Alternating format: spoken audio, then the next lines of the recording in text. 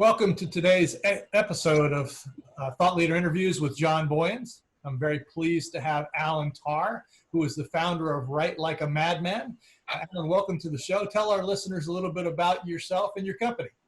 Well, hi, John. Thank you for the invitation. I do appreciate it.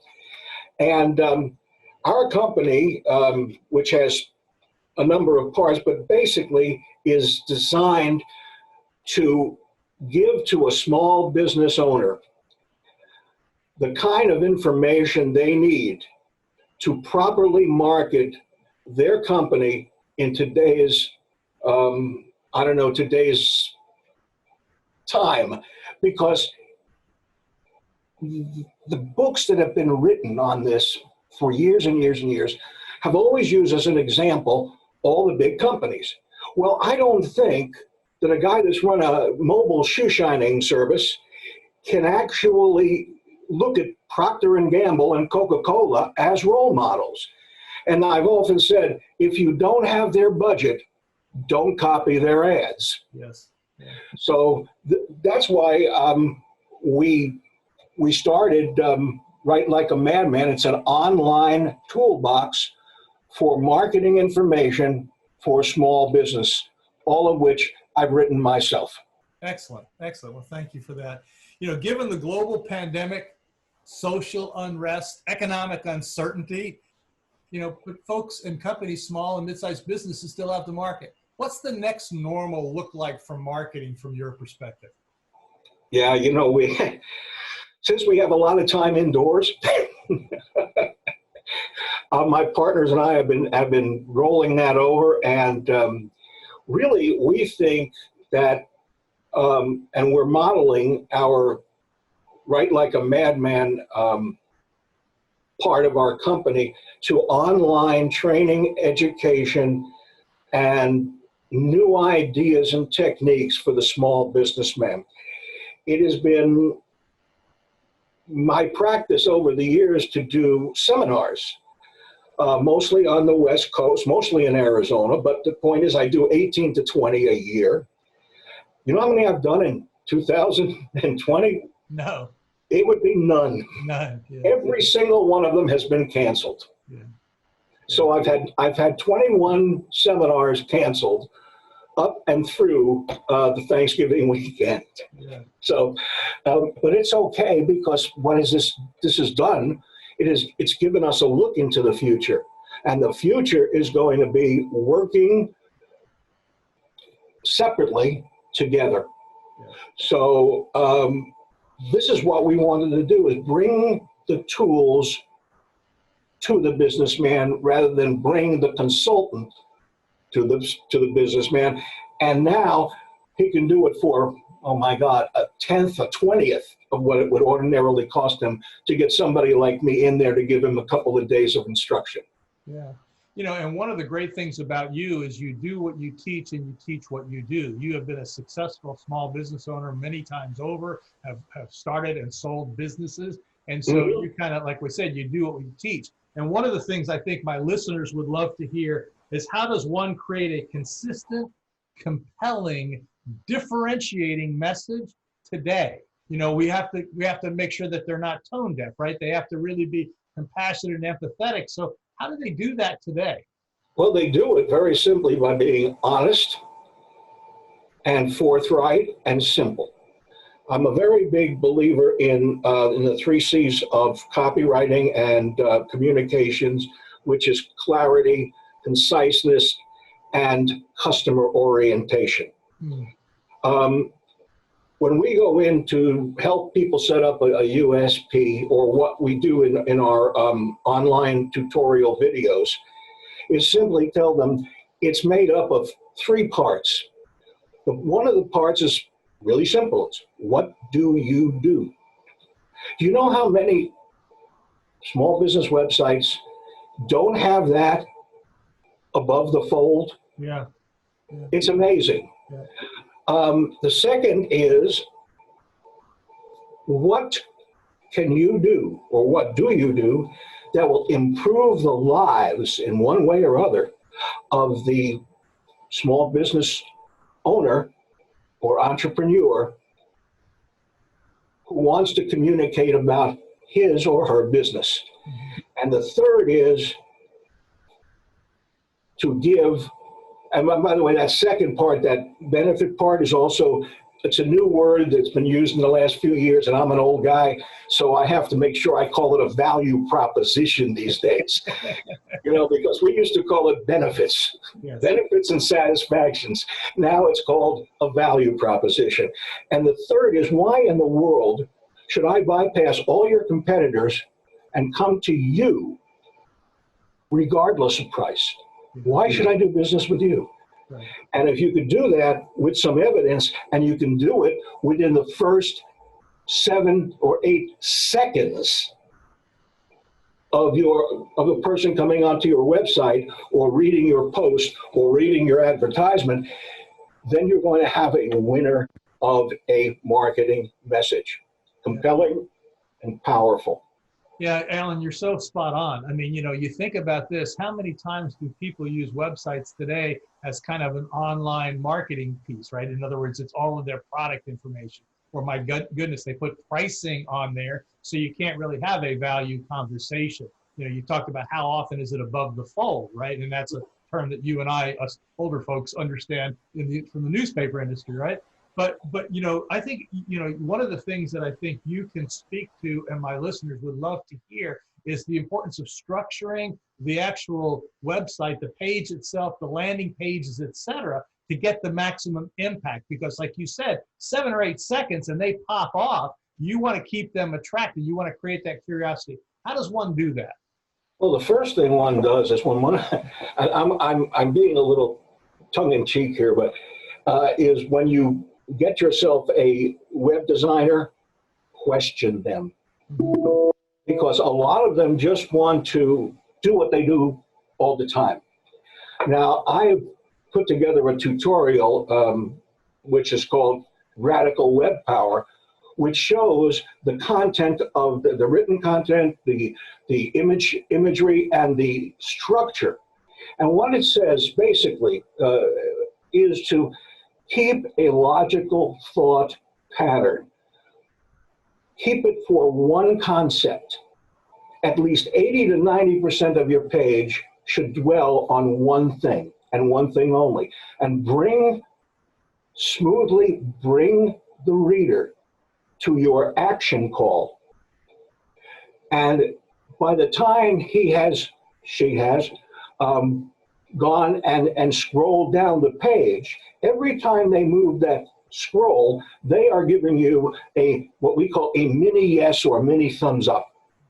Now, you get enough of those, and once you get to ask them the real question that you want to ask them, that is, would you like to see a preview of our blank blank, whatever it is?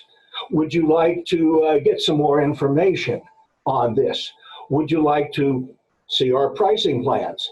Whatever it is that you want to accomplish on that page, you bring them down. Again, it's a thought funnel. Yes. All right, you've heard of the sales funnel. It's a thought funnel, and it ends in your call to action. Each page should be fashioned that way if you have more than one page. Got it. So that's what I would suggest to people. And my own websites had a bit of a slump the last few years. So I went and researched this and tried different combinations, got input from all over the world, I think, from really good sources, tried to put them into my own small business category. And when I tried it on my website, on Write Like a Mammoth, and then when I tried it on a couple of clients, it was amazing the difference in conversions or clicks. Yes. Yeah, I think that's the critical part, right? It's all about driving eyeballs and then converting those eyeballs. So I think that's phenomenal. Let's kind of expand out a little bit for this as well. When we think about effective email marketing, because we've all been bombarded with that as well as on websites with pop-ups, et cetera. How do you really create, and what are some of the keys to having an email campaign that actually moves the needle? Because one of the things that we have heard is that we spend all this time, all this effort, and all this money in a lot of cases buying lists and things of that nature, but it doesn't really move the needle. Any thoughts from my listeners? Yeah, one is be very careful when you buy a list. Okay. Most of them are under par.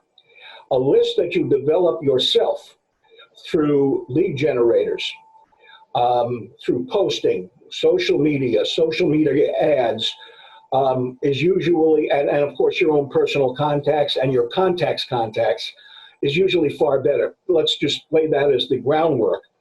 But what you need to do is to keep a consistency of contact without being, well, how can I say it, a pain in the butt. Yes. All right, too many people. I got one or two, they 2 or 3 a day I get from these people because I bought one thing. Yes. And it's just annoying. Yeah. What I would suggest is that when you do an email campaign or you have an automated email CRM, like an Infusionsoft or a Constant Contact or whatever, you start by using as a foundation your marketing message. Everything revolves around your marketing message.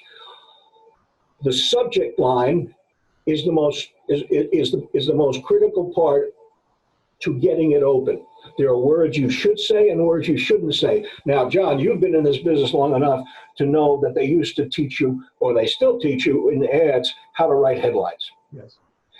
And they gave you the magic words: free, sale, sex. Don't use them. Yeah.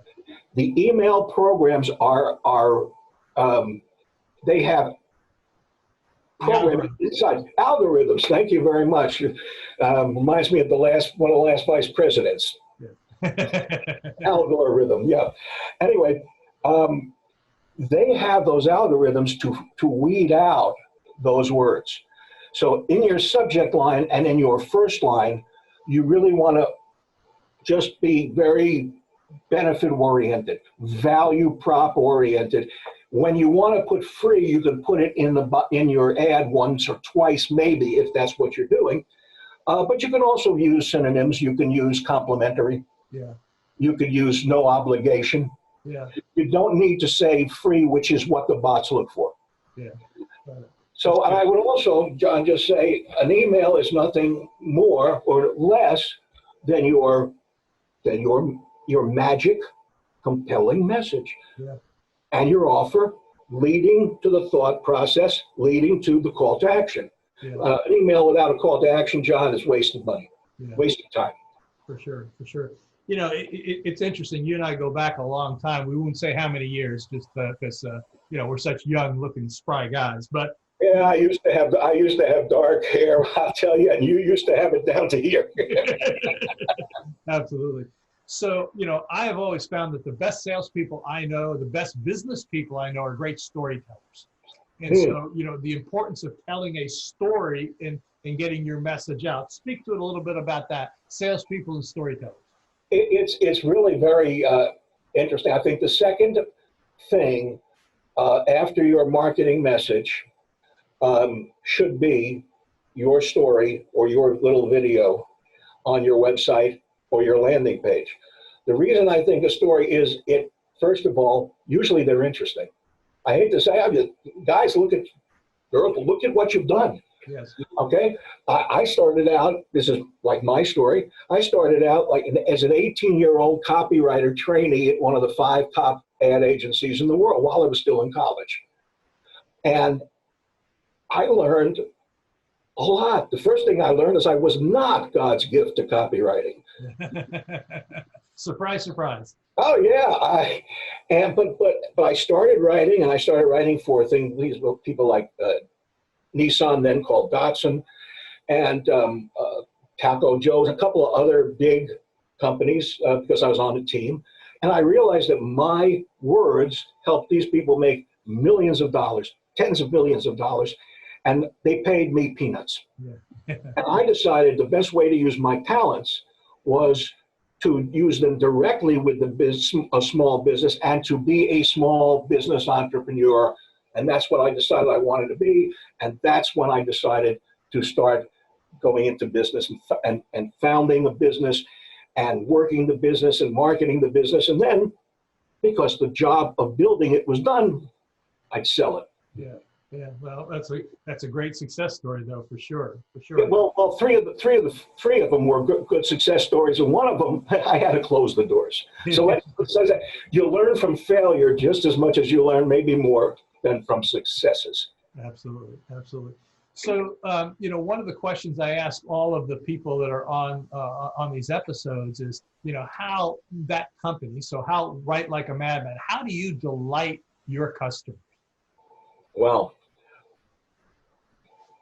okay, delight. That's a different word. I would say people feel delighted when they read the marketing guides, view the tutorials. I mean, I have literally 100 of them, and then another 200 or so short tips. So I have about 340 something things on the website. Yes. Individual things. By making the complex formulas that real expensive marketing experiments and marketing research people and marketing guru, if you will, use on the big companies. Yeah. And bringing it down to a comparatively simple 2, 3, 5 step to do or how to. I try to make sure that I do this at all times because I know, one, the people that get my service or go to my seminars, they're smart people. They're just not in tune to the nitty-gritty, wheel-turning, in the weeds kind of stuff that all these guys are. Because if I said to you, well, we have to optimize the transplanting of the CTA down 3 spaces because it's, John, it's simply put it in the right place. Put it when they're ready to receive it. Don't put your CTA on top of your page. I work with some non-for-profits, and the first thing I see on their page is donate now. Yes. Yeah. You haven't given them a reason to donate now. Right.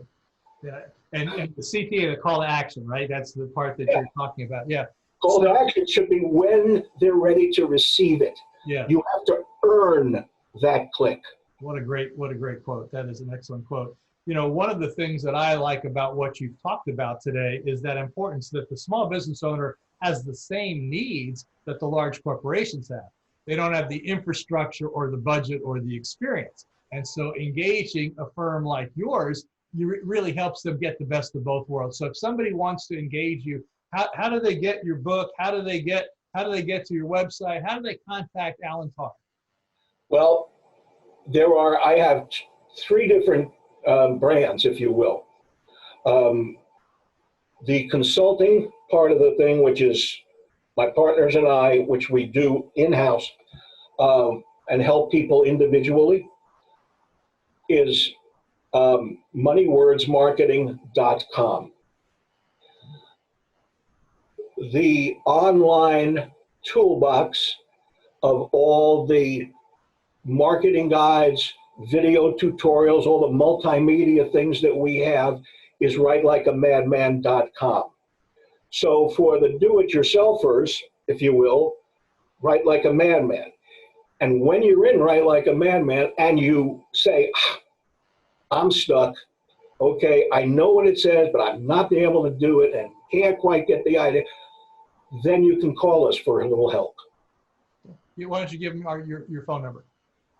Phone number is 480-854-7374. Now, that's not the company phone number. That's my cell phone number. Yeah, so that's an added bonus for my... Not 1 a.m., okay? Don't do that. Yeah, so that's an added bonus for my listeners to be able to get you directly, go right to the leader of the organization. So, Alan, a real pleasure to be able to do this. I think you've given us some great insights to our listeners. And I'm really hopeful that some of them will take you up on your expertise and put what you preach into practice. Thank you Can so I much. say one more thing to them Sure, absolutely. that I missed saying before? When you're writing a website and you're writing an ad, when you're writing a paper, or when you're writing a postcard, make it about your customer. It's not about you. We don't want to hear you, except in that little story. We want to know WIIFM, the great radio station of your mind, That's right. playing the hits. What's in it for me? And if you can talk to them in their mind, they will accept it far better than you talking about yourself and what you can do to help them. No.